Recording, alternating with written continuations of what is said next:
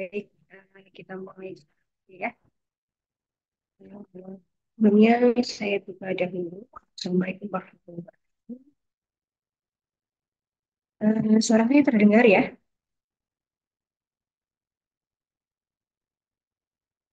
Oke, baik. Jadi pada kuliah pada siang hari ini kita akan fungsional. Untuk sekalian, apa tahu ya definisi dari pangan fungsional. Kemarin kalau nggak salah sudah ada materinya dari Anis ya untuk pangan fungsional. Saya sudah tahu. Oke,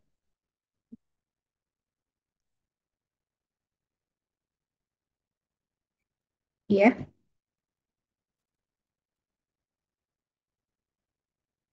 Oke, sekarang gimana? Masih putus-putus? Oke, oke. Oke, terima kasih ya. Nanti kalau misalnya putus-putus lagi, saya mohon diberitahu ya.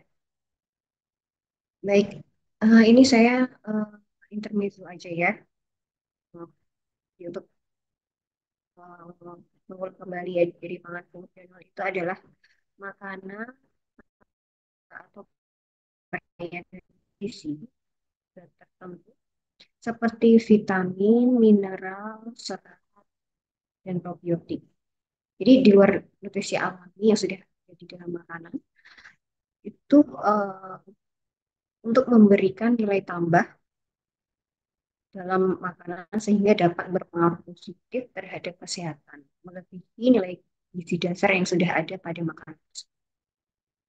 Jadi eh, untuk contoh dari pangan fusion sendiri itu seperti ini ya, eh, tempe. Tempe bisa dibilang disebut pangan fungsional karena eh, dari kedelai itu sendiri ya, dia itu tidak mengandung vitamin B12. Tapi karena si kedelai ini melalui fermentasi dengan jamur Rhizopus olympus porus ini, si tempe ini jadi memiliki kandungan B12. Nah, makanya si tempe ini bisa kita sebut dengan pangan fungsional. Udah kebayang ya pangan fungsional apa? Jadi itu gambaran yang mudahnya supaya kalian kalau di pasaran langsung tahu, oh ini pangan fungsional, ini bukan pangan fungsional.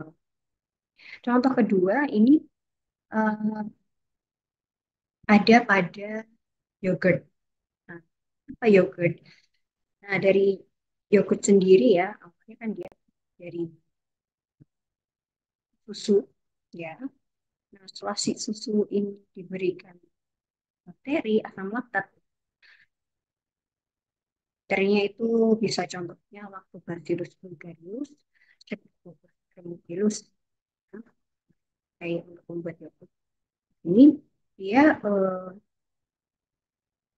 bisa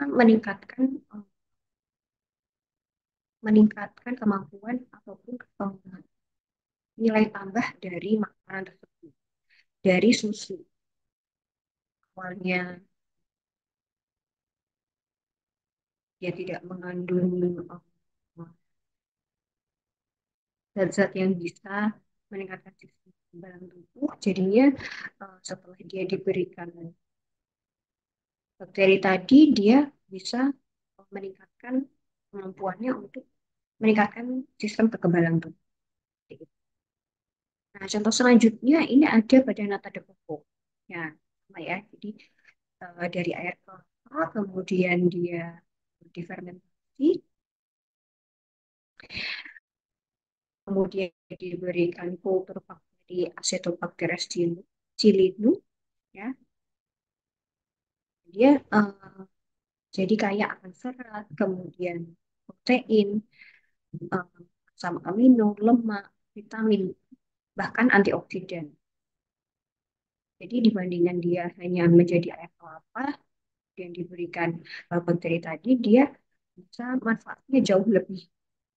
bermanfaat ya, lebih tinggi dibandingkan hanya air kelapa.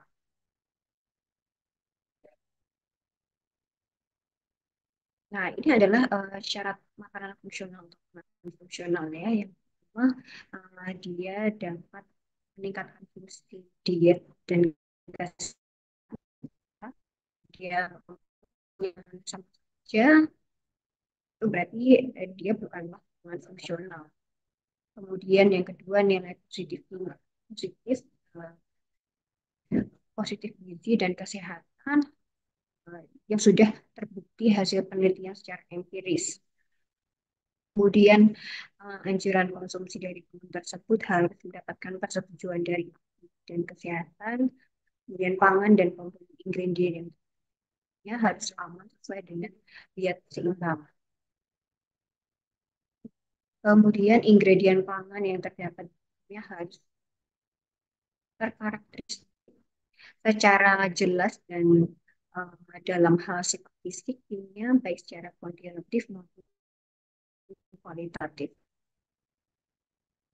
Selanjutnya, ingredient pangan yang terdapat di dalamnya tidak boleh menurunkan nilai gizi dari pangan tersebut. Jelas ya, jadi poin pertama ini jelas untuk poin keenam ini juga saling berkesinambungan. Kemudian yang ketujuh, pangan tersebut harus dikonsumsi sesuai dengan asupan dan cara yang normal. Ya, tentunya ya, walaupun fungsinya maupun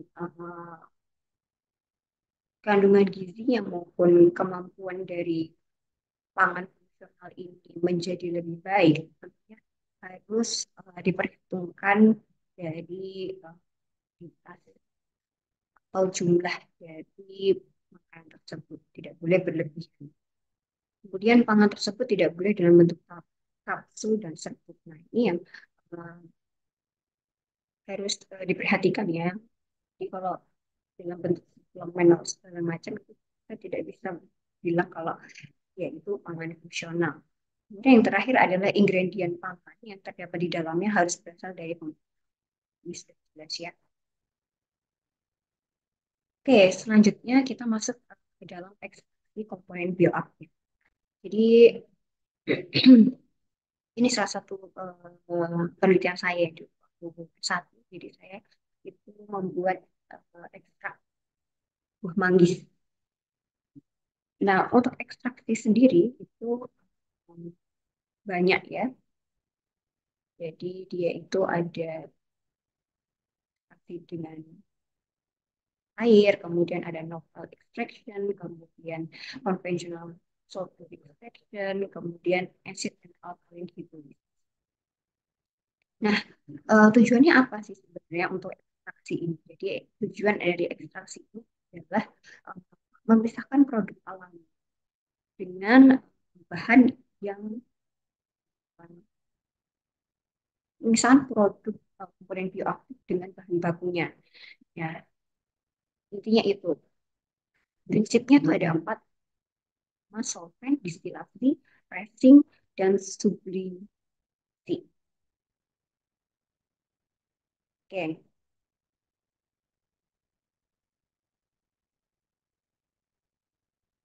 jadi untuk hasil akhirnya tentunya kita akan mendapatkan senyawa bioaktif. Senyawa bioaktif itu apa saja? Itu bisa dalam bentuk antioksidan, antimikroba, antiinflamasi, yang biasanya digunakan untuk pengobatan ataupun suplemen kesehatan. Nah, dari empat ini yang paling sering digunakan itu adalah solvent extraction. Jadi itu biasanya di penelitian maupun industri itu biasanya yang digunakan adalah solvent extraction. Nah, proses ini adalah proses yang menggunakan pelarut. Jadi eh, dari solvent extraction ini, ya ini eh, terdiri dari beberapa cara. Jadi ada yang menggunakan pelarut seperti air, autoclave, boiling, boiling atau perebusan dengan air ya. Kemudian homogenisasi juga bisa. Nah, Ekstraksi ini ada yang ekstraksi secara konvensional atau dengan cara lama. Nah, untuk cara lama ini yang pertama ya, itu bahannya eh, bisa liquid ya. Nah, bahannya liquid, ekstraksinya dengan liquid juga. Liquid extraction, KLE ini ya, yang ada di gambar ini. Kemudian ada juga eh, bahan yang diekstrak itu solid, kemudian bahan ekstrak itu liquid. Kemudian yang ketiga adalah dengan software ya. Nanti akan dijelaskan di belakang. Mungkin teman-teman yang dulu SMA mungkin sudah pernah dengar software itu apa. Kemudian metode terbaru itu adalah metode novel. Nah, pada novel extraction ini juga memanfaatkan solvent. Eh, untuk ekstraksi itu menggunakan cairan. Kita akan membahas solvent extraction karena kalau ekstraksi dengan konvensional pasti sudah diketahui ya.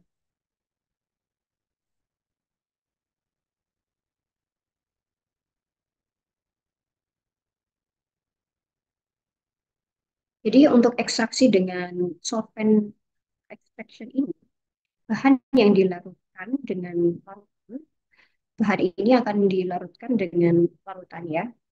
Nah, larutan ini yang nantinya membawa komponen bioaktif yang ada pada bahan. Untuk contoh solvent extraction, metode yang sederhana. Ini contohnya metode maserasi, maceration ini. Jadi pada metode maserasi ini bahan-bahannya kita rendam dalam sebuah pelarut. Kemudian pelarut yang digunakan bisa menggunakan pelarut organik.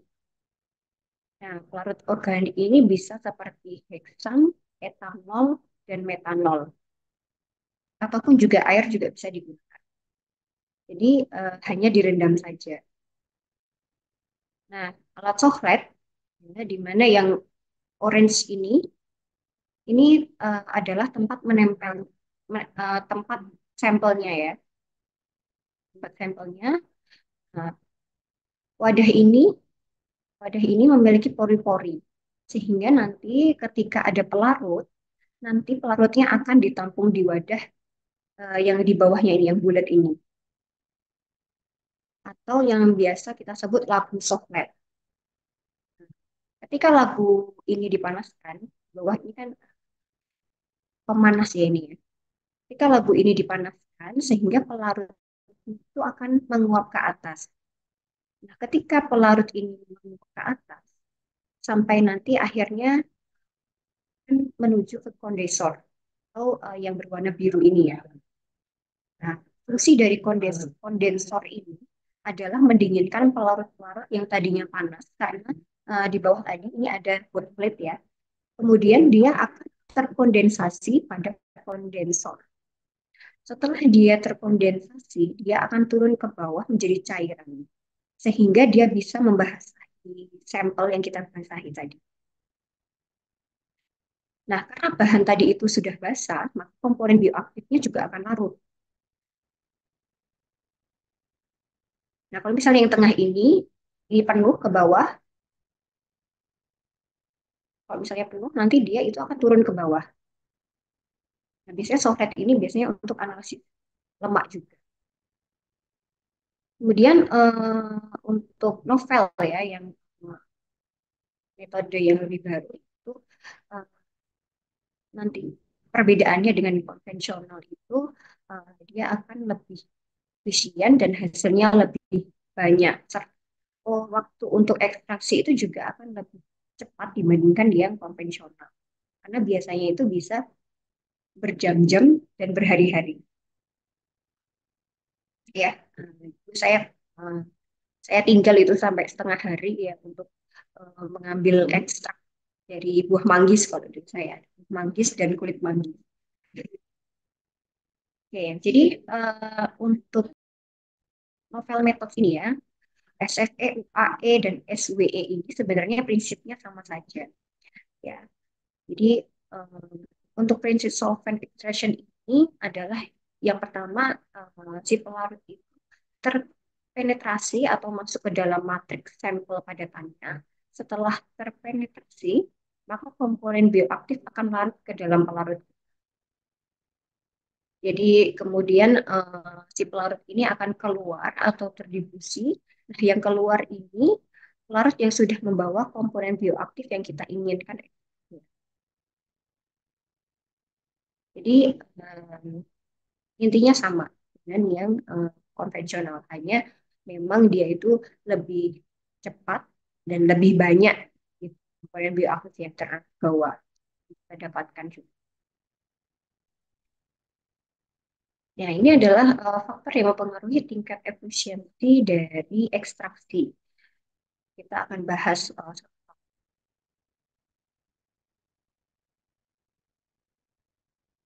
Oke,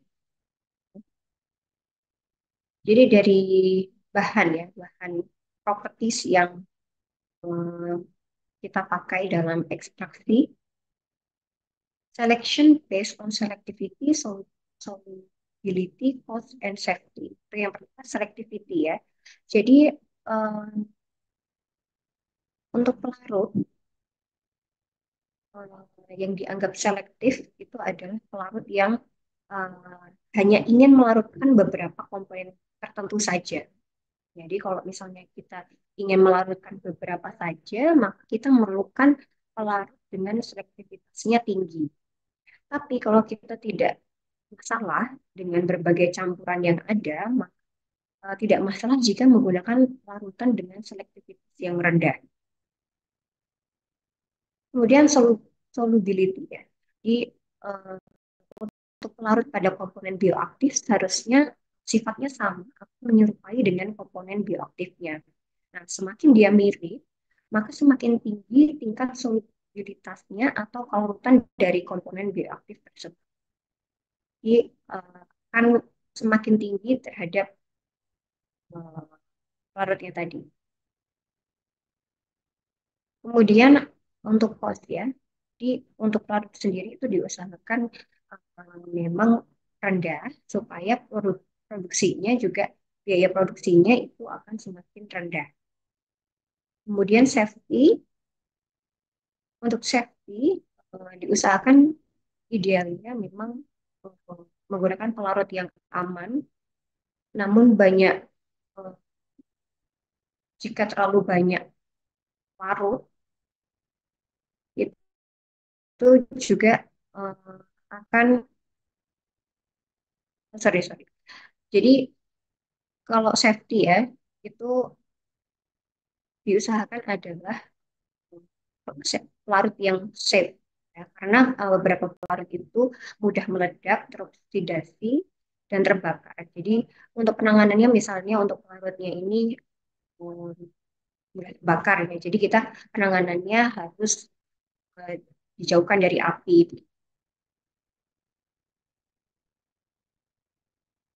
Nah, kalau misalnya larutannya itu beracun juga, itu bagaimana gitu. Tapi kan kita harus tetap menggunakan pelarut tersebut. Itu caranya kita harus memastikan bahwa di bahan itu larutnya sudah habis. Jangan sampai terbawa gitu.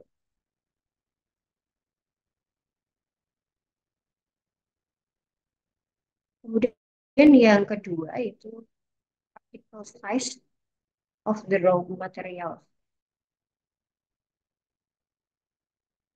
Jadi semakin halus ukuran partikel itu akan semakin baik untuk diekstrak ya. Tapi jika partikelnya itu terlalu kecil, itu juga membuat kita eh, kesulitan. Jadi akan sulit nanti untuk menyaring hasil ekstraksinya. Kemudian the solvent to solid ratio. Jadi rasio perbandingan antara pelarut dengan solid atau sampelnya itu semakin banyak pelarut yang kita gunakan, maka akan semakin banyak juga komponen bioaktif yang dapat saat kita ekstrak. Ini kalau terlalu sedikit untuk komponen bioaktif yang jika terlalu pelarutnya terlalu sedikit itu komponen bioaktif yang eh, kita mau dapatkan itu sedikit, jadi tidak semuanya bisa terekstrak. Kemudian kalau terlalu banyak bagaimana larutnya ya? Nah kalau terlalu banyak itu malah jadi tidak efisien. Karena apa? Karena biaya yang digunakan akan menjadi tinggi, gitu. Nah kalau terlalu banyak juga nanti hasil yang didapatkan itu juga terlalu encer. Jadi jika ingin meningkatkan konsentrasi itu eh, juga akan membuat waktu itu juga semakin lama, ya. Jadi bisa di logika ya. Jadi untuk pelarut ini harus pas, kemudian jangan terlalu sedikit dan terlalu banyak. Kalau terlalu sedikit nanti komponen bioaktifnya tidak bisa terekstrak semua. Kalau terlalu banyak, ya biayanya tinggi dan waktu yang digunakan untuk ekstraksi itu akan lama.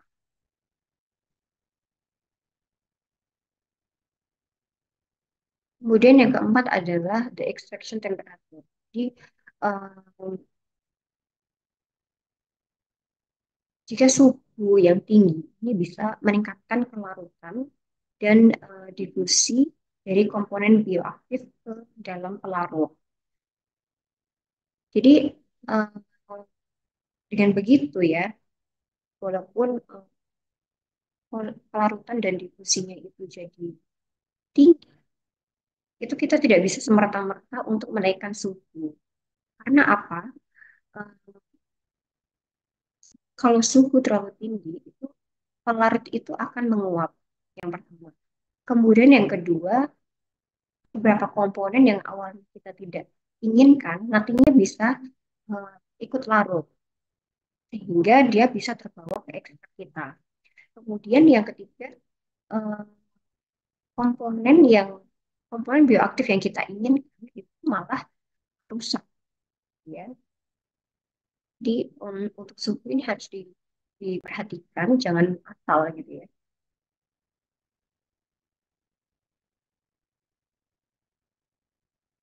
Kemudian yang terakhir ini ada the extraction duration, ya, durasi dari ekstraksi.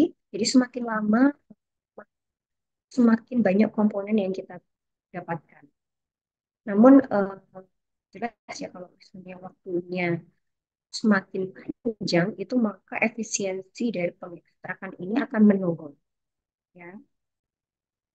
Jadi kalau bisa kita harus mencari waktu yang paling optimum di mana komponen yang kita ekstrak itu bisa terekstrak secara maksimal dengan waktu yang minimal.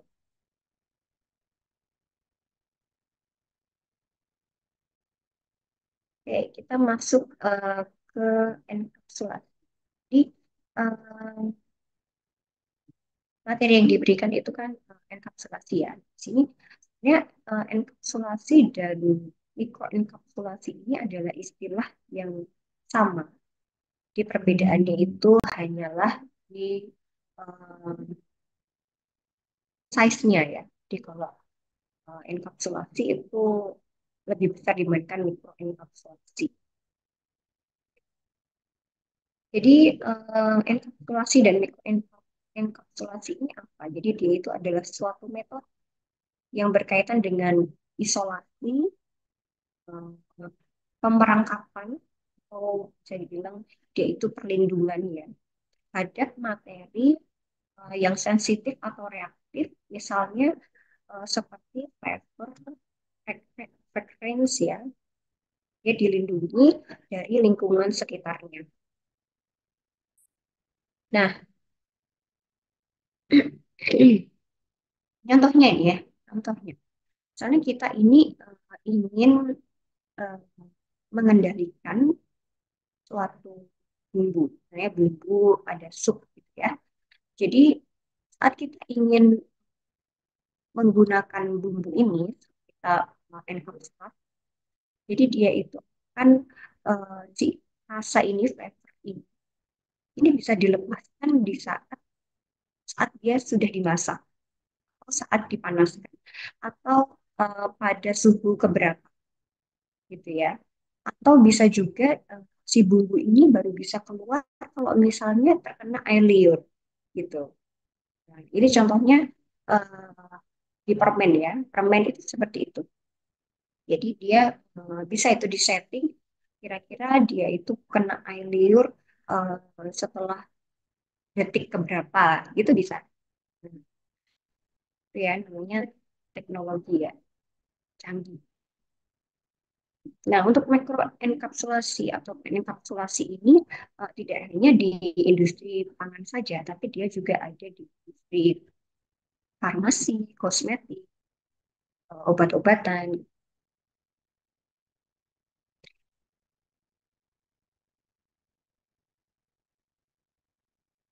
Nah, jadi eh, balik lagi ya, jadi mikroenkapsulasi ini dalam nanoteknologi adalah proses eh, di mana bahan aktif zat tertentu dimasukkan ke dalam lapisan mikroskopis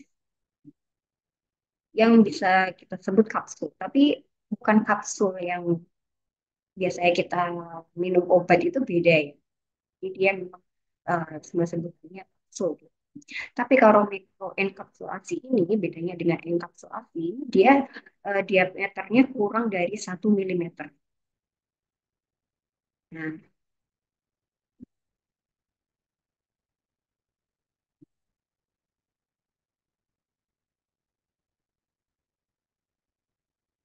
nah ini adalah perbandingan ya dari size-nya, size comparison dari nanometer seberapa. Jadi kita uh, terbayang mikrometer dia sangat kecil. Nah, ini benefit dari enkapsulasi ya. Yang pertama itu mm, imobilisasi mikroorganisme dan enzim. Jadi ini ya, enzim yang telah dikemas dalam keju itu bisa percepat pematangan dan pengembangan rasa. Kemudian enzim yang dienkapsulasi dilindungi dari pH rendah dan kekuatan ionik tinggi dalam keju. Kemudian enkapsulasi mikroorganisme ini bisa meningkatkan stabilitas karakter. Kemudian yang kedua, dia bisa memberikan perlindungan terhadap sinar UV, panas, oksidasi, asam basa ya. Ya, untuk pewarna dan vitamin. Kemudian yang ketiga, peningkatan umur simpan ya, karena si enkapsulasi ini bisa mencegah reaksi degradasi seperti dehidrasi maupun oksidasi. Yang keempat, menutupi rasa atau bau. Yang kelima, meningkatkan uh, pem- pemepesan, kemudian tekstur, kemudian bisa juga menghindari dari pemborosan bahan ya. Ini contohnya ada kontrol mikroskopi, kemudian enhanced flowability, dispersibility, dan seterusnya.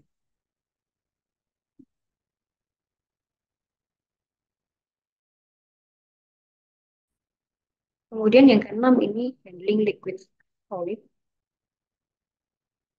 Jadi dia bisa handling cairan sebagai padat. Kemudian yang ketujuh, meningkatkan demand for nutritious food untuk anak-anak.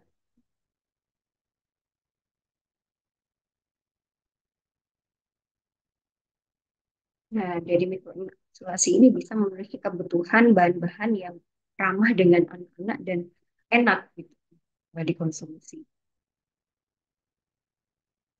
Kemudian yang ke-8, meningkatkan aspek visual dan konsep kemasan. Nah, ini contohnya untuk di industri selain pangan. Ini untuk kertas fotokopi ya.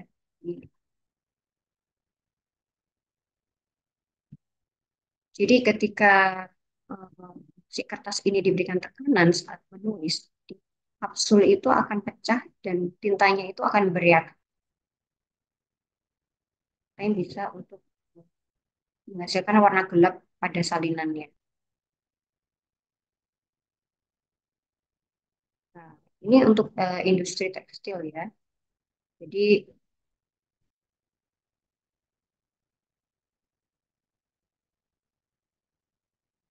ini memang sudah terbukti bahwa mikroenkapsulasi ini dapat meningkatkan tingkat kenyamanan pengguna peralatan olahraga, pakaian, dan bahan.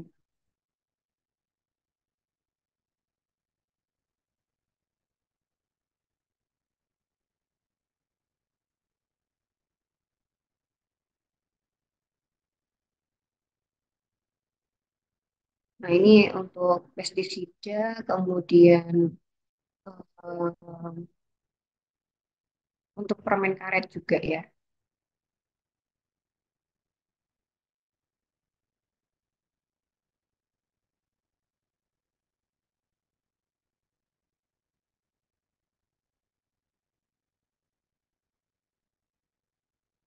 Oke, oke, kita masuk ke fortifikasi. Jadi eh, untuk fortifikasi sendiri itu apa? Jadi dia itu adalah eh, upaya yang sengaja dilakukan untuk menambah mikronutri atau fortifikan yang penting ke dalam makanan. Makanan itu adalah vehicle ya, istilahnya kalau di sini. Sehingga meningkatkan kualitas gizi dari asupan makanan dan bermanfaat bagi kesehatan masyarakat dengan risiko yang minim. Jadi untuk kata kuncinya di fortifikasi ini yang saya merah-merah ini ya, sengaja dilakukan untuk menambah mikronutrien. Mungkin teman-teman di sini pernah mendengar garam beriodium adalah salah satu produk. Nah, eh, untuk zat gizi yang ditambahkan itu ada tiga ya. Ada single fortification, itu hanya satu yang ditambahkan. Kemudian kalau dua double fortification, kemudian kalau multiple fortification ini lebih dari dua yang ditambahkan dalam satu bahan pangan.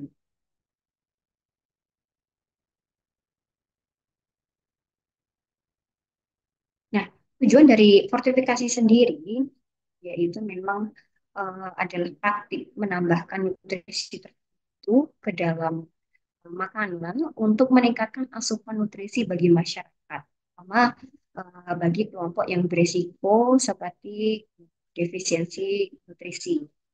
Ya, ini untuk pasien anemia, agak kemudian defisiensi vitamin A, maupun dia juga bisa meningkatkan asupan mikronutrien.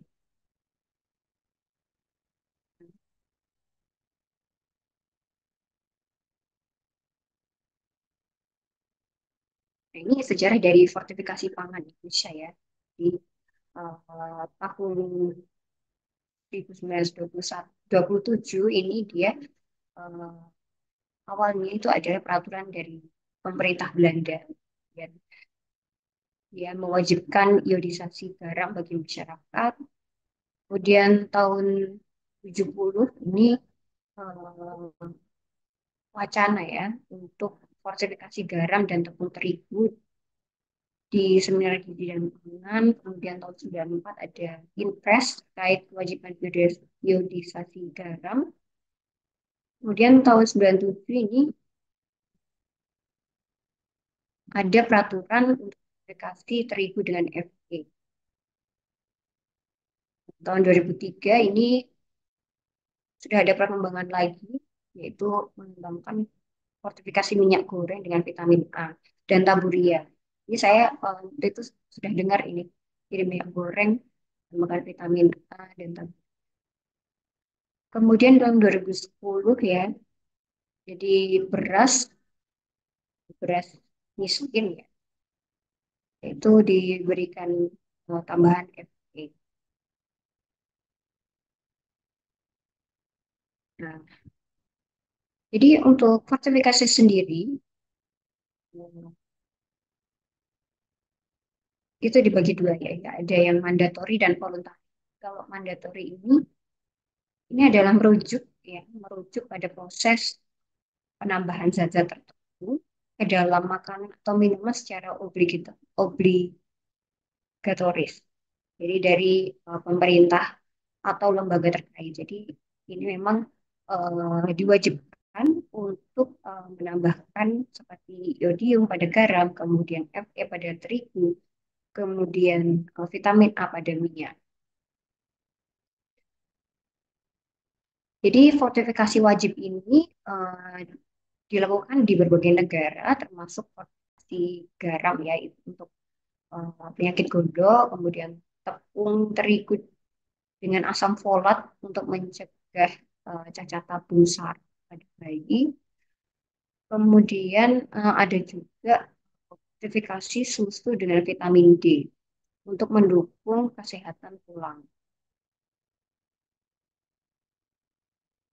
Nah, yang kedua itu ada fortifikasi sukarela atau voluntary fortification. Jadi fortifikasi ini dilakukan sukarela oleh produsen makanan ya. Jadi tidak ada kewajiban dari pemerintah terkait. Jadi tujuan dari fortifikasi ini ya untuk meningkatkan nilai gizi atau kesehatan dari produk tersebut. Jadi untuk memenuhi permintaan konsumen saja.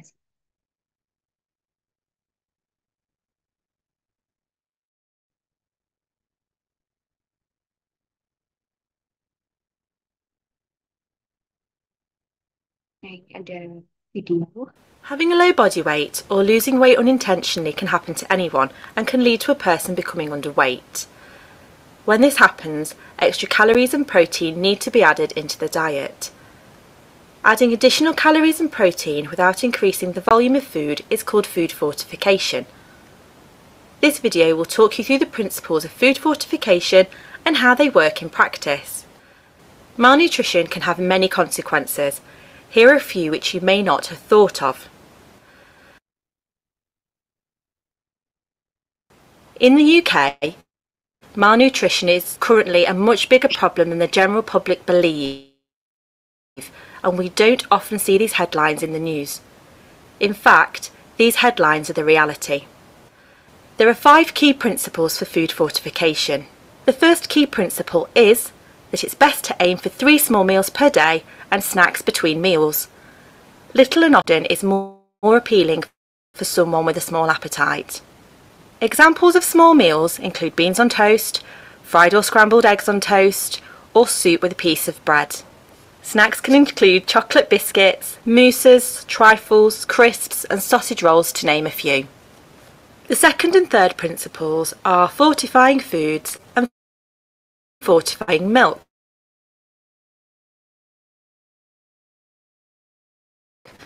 For successful food fortification, you will need some essentials. These include butter, double cream, full cream milk, skimmed milk powder, cheese, salad cream, peanut butter, honey, jam and sugar. So now let's take a look at how food fortification works in practice. Let's start with fortified milk. Add 4 tablespoons of skimmed milk powder into a jug.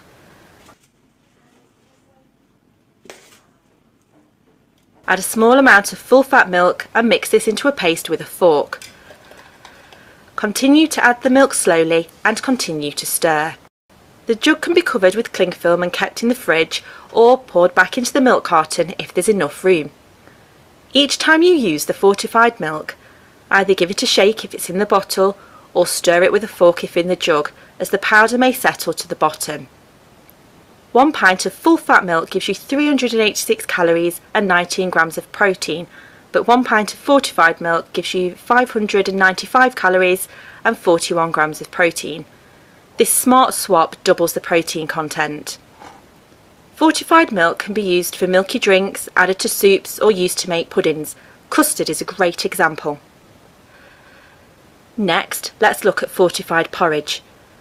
When making your porridge, aim to use the fortified milk with 2 tablespoons of double cream to really increase the calories as well as the protein content. You can also try adding honey, jam, or chocolate spread for extra calories too. For fortified soup, go for a creamy soup as these tend to be better when fortifying. Heat the soup in the microwave for around 2 minutes or until hot and add 1 tablespoon of skim milk powder and stir. Then add 2 tablespoons of double cream per portion. This again really increases the calories and we think it tastes great too. On any of your vegetables, it's a great idea to add a knob of butter. This is a really quick, simple way to increase the calories, and for some, they'll really love the extra flavour. A fortified hot chocolate is a tasty way to get those extra calories in. Heat 150 ml of fortified milk either in the microwave or in a saucepan. When you've heated this to your desired temperature, add 3 teaspoons of hot chocolate powder and whisk well. Then add 4 tablespoons of double cream and give it another stir. This hot chocolate contains around 500 calories and is a drink that a lot of people love. If you want to take it further still, you can add some squirty cream and marshmallows on top. As you can see from the examples we have shared, implementing food fortification adds a significant number of calories and protein to an individual's diet. Here is a meal plan comparing a normal and fortified diet. Adding extra butter, cheese, double cream and fortified milk has increased the initial dietary intake from 1500 calories to over 2500. This is all from normal foods within the diet. If you are fortifying foods for more than one person at a time, it's important you add enough butter, cream, cheese, etc. to give the same number of calories per person. For example, if you're making fortified cheesy mashed potato for 2 people, you would need to add double the amount of butter, double cream and grated cheese to ensure that most people get the maximum benefit. The 4th and 5th principles of food fortification are choosing high-calorie drinks such as the hot chocolate we have shown you, and purchasing Complan, Meritene or nourishment shakes from your supermarket or chemist. Implementing these principles can significantly increase the calorie and protein content of an individual's diet. Having a low body weight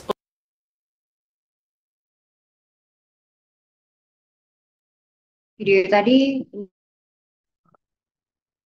hanya menjadi gambaran saja. Di konsep fortifikasi itu hanya seperti itu. Hanya menambahkan saja. Tapi kalau untuk dari pangan fungsional sendiri itu, dia kalau di bahan-bahan itu biasanya mikronutrien. Oke, ini penerimaan dan persepsi makanan fungsional. Ini ada di Amerika, di Eropa. Kalau yang satunya ini di mana ya? Di siapa ya? Ya. Jadi sudah menjadi hal yang umum ya. Jadi memang sudah banyak yang tahu tentang makanan fungsional dan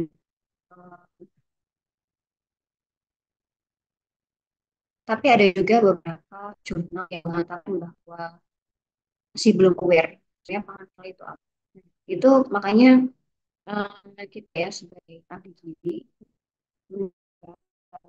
kalian tertarik dengan pendidikan pangan fungsional karena belum banyak yang mampu dan sebenarnya konsep itu diterapkan dan eh, manfaatnya itu sangat besar untuk masyarakat.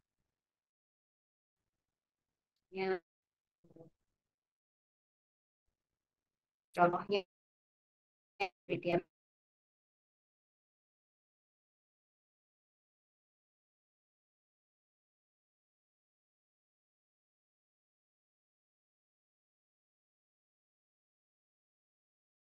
oksidan ya. Nah, sedangkan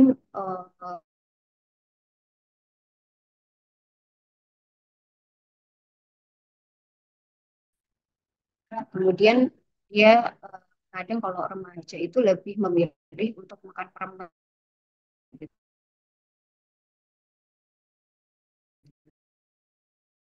Jelly sama buah enggak. Jadi kalau misalnya eh, si ekstrak itu dimasukkan ke dalam jelly, dan saya itu untuk konsumsi 3 jelly ataupun 5 jelly ya saya agak lupa. Itu setara dengan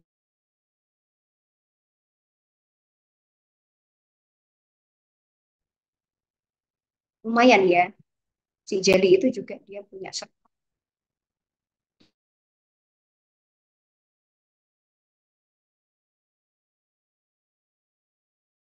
konsumsi sekian banyak manggis. Nah, itu kan menjadi uh,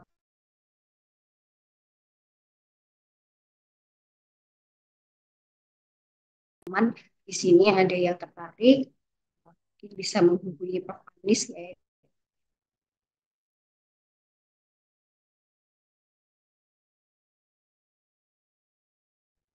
permen permen jelly ya bisa juga biskuit ataupun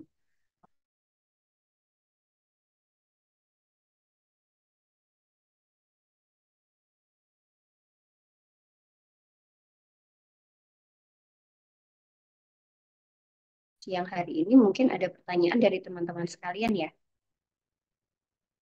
dipersilahkan.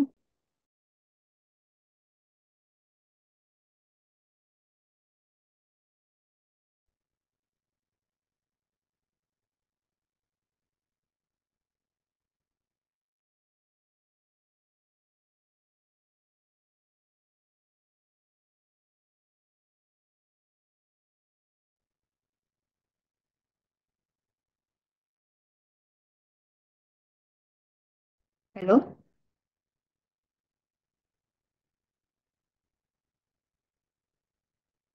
sudah tidak ada pertanyaan. Kalau tidak ada, saya tutup.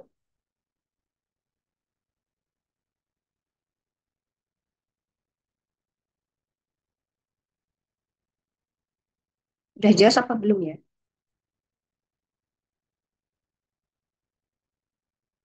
Oke, baik.